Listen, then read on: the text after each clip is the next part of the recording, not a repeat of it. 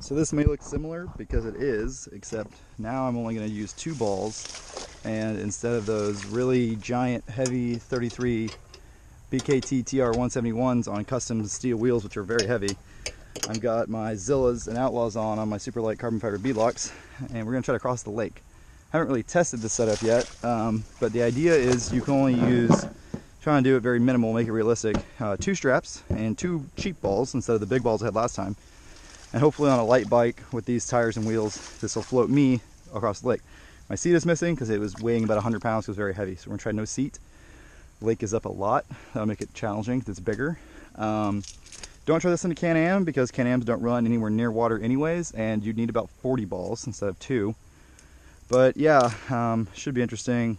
Probably gonna fail miserably. The problem is the exhaust keeps melting holes in the balls. But hopefully underwater that won't be an issue. So a pro tip, if you're gonna try this, don't put your balls on until you get to the water where the exhaust heat will be dampened out.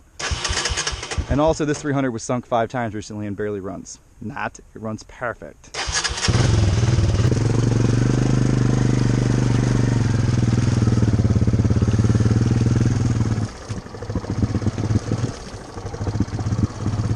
Yeah, but it's definitely floating. Pretty well actually.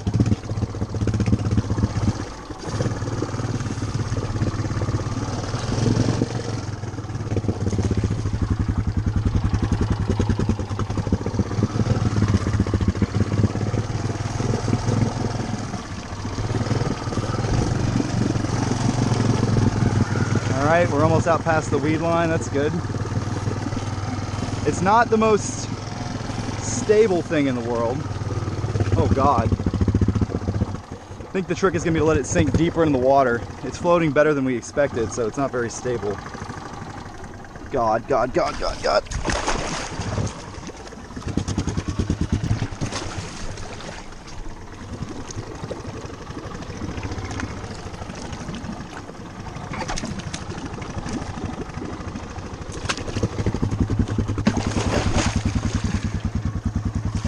So unstable. So there she is in about chest deep water.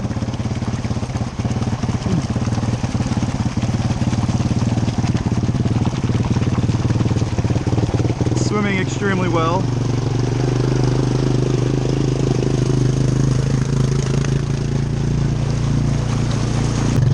And off we go.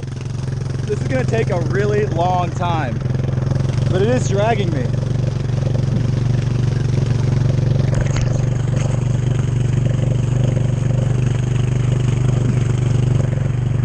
Oh God, this is going to be a stupid idea.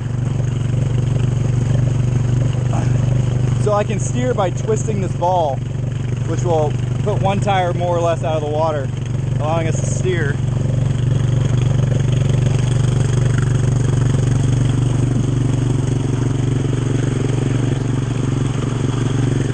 I brought a bungee cord to allow me to adjust my trim.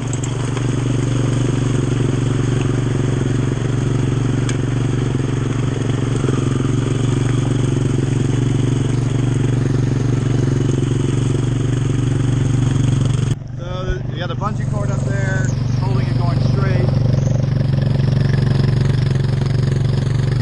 Oh yeah.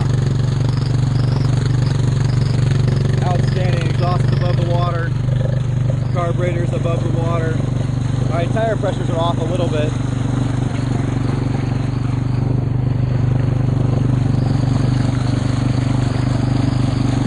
The only thing that could really go wrong is I could run out of gas.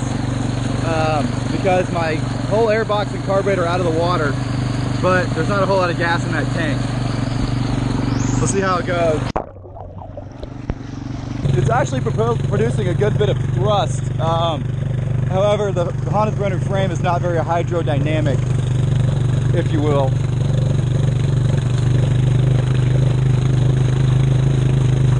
But man, it's pulling me. This is cool. It's a little slower than a casual swim, but yeah, it's pulling me. That's how you turn. Oh, that's exhaust in my face.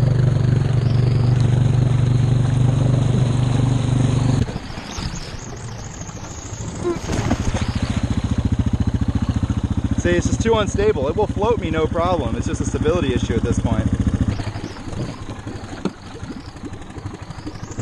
Ooh.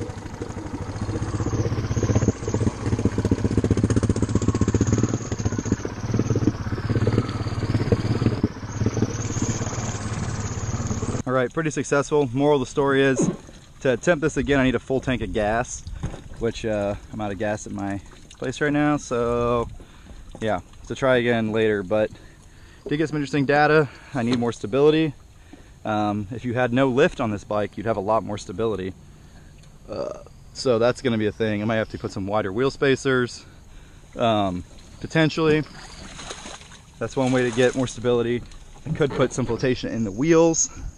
I could mount the balls up higher and let the bike sink down deeper, but I'd like to keep my airbox out of the water, so I'm gonna try to go about a mile across the water. So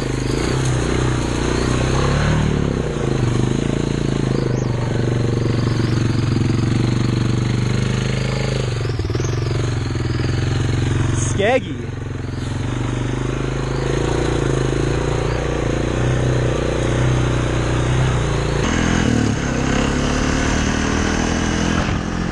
Wet. A lot of wet. Oh god. I think it's screwed. Ziploc bags aren't what they used to be, I tell you what.